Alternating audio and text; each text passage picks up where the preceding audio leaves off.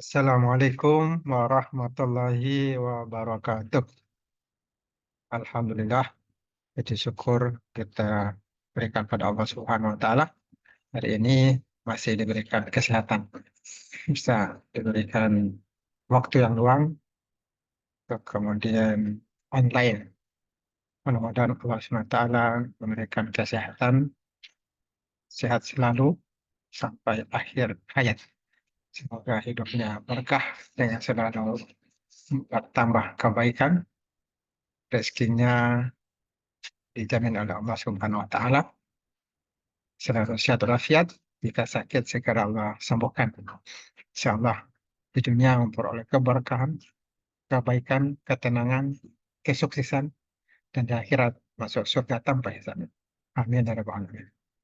Salawat dan salam tidak lupa kita kirimkan kepada Nabi Allah Muhammad SAW, kepada keluarganya, para sahabatnya, dan pengikutnya sampai hari ini dan sampai akhir zaman.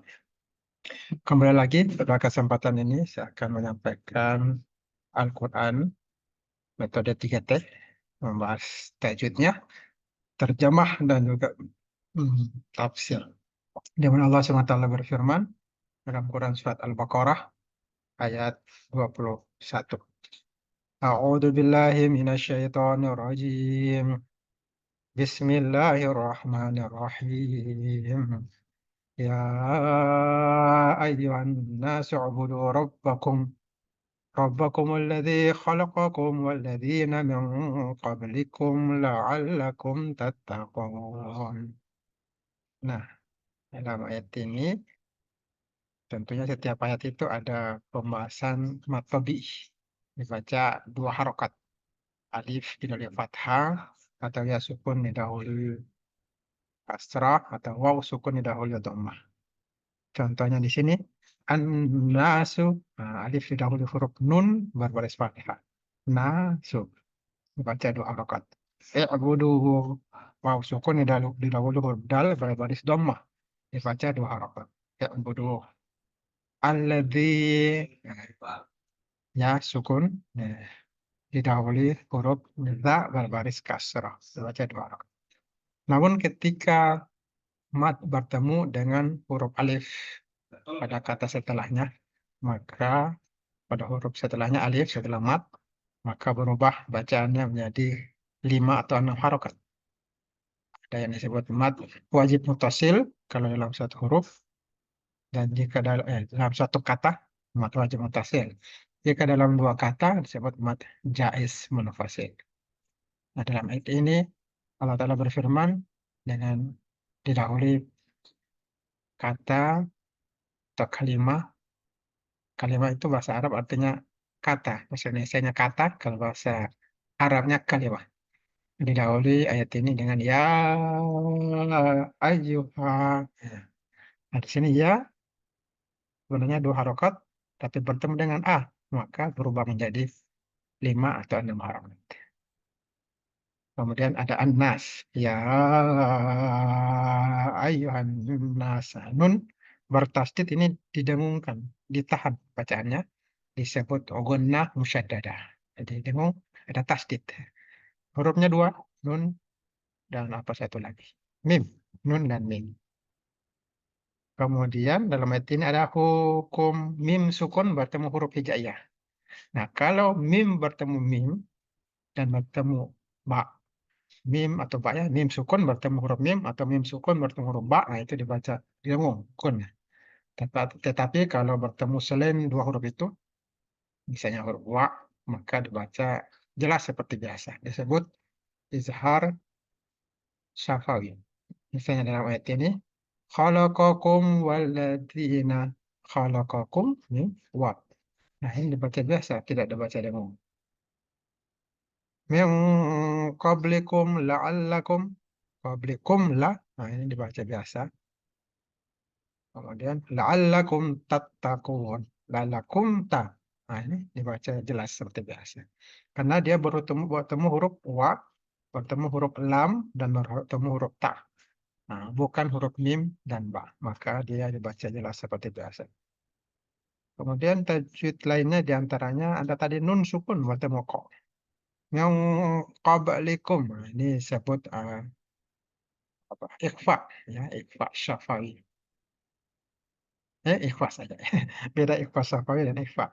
Kalau ikhfa syafawi itu mim sukun bertemu huruf ba. Mim sukun bertemu huruf hijaiyah. Kalau nun sukun tanwin bertemu huruf hijaiyah ikhfa.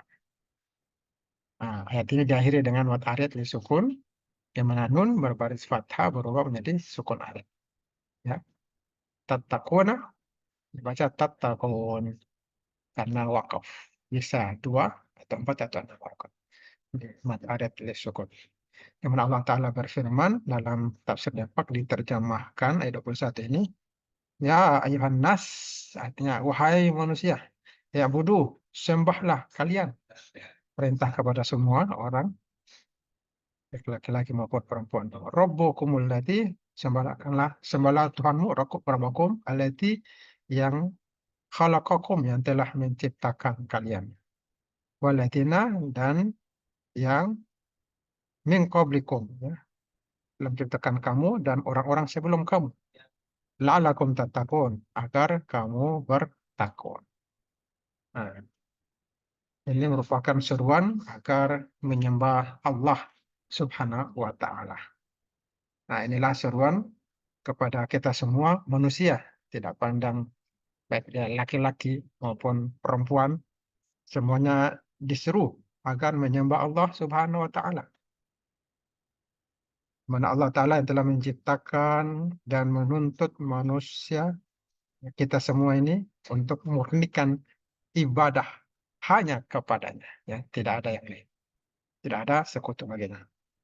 Ibnu Mas'ud radhiyallahu anhu, salah satu sahabat Nabi sallallahu alaihi wasallam, bertanya pada Rasulullah sallallahu alaihi wasallam, "Wahai Rasulullah, apa dosa terbesar di sisi Allah?" Rasulullah sallallahu alaihi wasallam menjawab, "Engkau menyekutukan Allah," ya, dia berbuat syirik, padahal padahal Allah yang telah menciptakanmu. Ini hadis diriwayatkan oleh Imam Bukhari dan juga Imam Muslim. Dua perawi hadis yang dikenal dengan Syekhan, dua syekh perawi hadis. Al-Haris Al-Asy'ari radhiyallahu anhu berkata, Nabi sallallahu alaihi wasallam bersabda, sesungguhnya Allah Subhanahu wa taala menyuruh Yahya bin Zakaria alaihissalam supaya mengerjakan 5 perkara dan menyuruh Bani Israel juga untuk melaksanakannya. Tetapi ia lambat, Nabi Yahya ini lambat menyampaikan hal tersebut pada Bani Israel, sehingga ia ditegur oleh Nabi Isa alaihissalam. Sungguh Allah telah menyuruhmu melaksanakan 5 perkara dan menyuruh Bani Israel supaya melaksanakannya juga.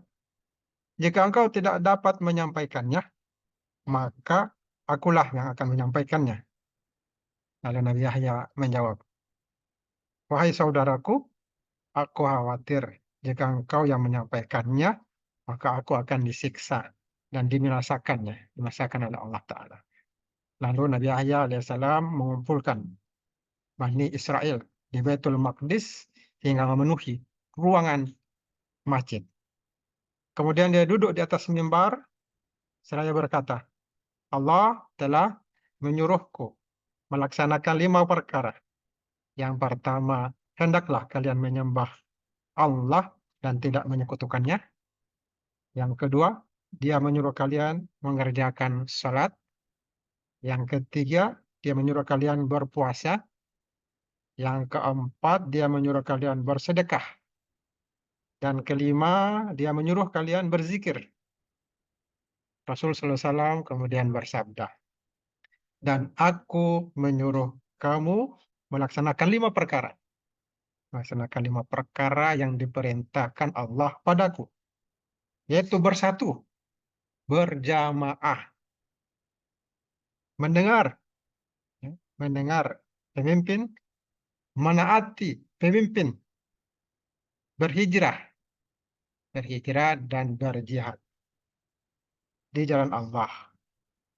Sesungguhnya barang siapa yang keluar dari jamaatul muslimin, walau sejengkal saja, nah ini berarti dia telah melepas ikatan Islam dari lehernya. Dan barang siapa yang mengajak kembali pada cara jahiliyah, maka ia termasuk penghuni jahanam. Sahabat bertanya, "Ya Rasulullah, walaupun dia sholat dan puasa?" Nah, Nabi Sallallahu Alaihi Wasallam menjawab, walaupun dia sholat, melaksanakan sholat dan melaksanakan puasa. Dan mengaku muslim, maka sebutlah kaum muslimin itu dengan yang telah ditentukan Allah Subhanahu wa taala, yaitu ada al-muslimin, al-mu'minin, dan ibadullah. Ini diriwayatkan oleh Imam Ahmad. Demikianlah tafsir Al-Quran surah Al-Baqarah ayat 21. Semoga memberikan berkah pada kita semua dan bertambah kebaikan. Wa akhiru da'wana anil hamdulillahirabbil alamin. Wabillahi taufiq wal hidayah. Wallahul musta'an ala istiqlal. Fastabiqul khairat. Wallahul muwaffiq ila aqwamit thoriq. Nun wal qalami wa ma yasturun. Nasrum minallahi wa fathun qarib wa basyiril mu'minin. Wabillahi taufiq wal hidayah. Wassalamualaikum warahmatullahi wabarakatuh.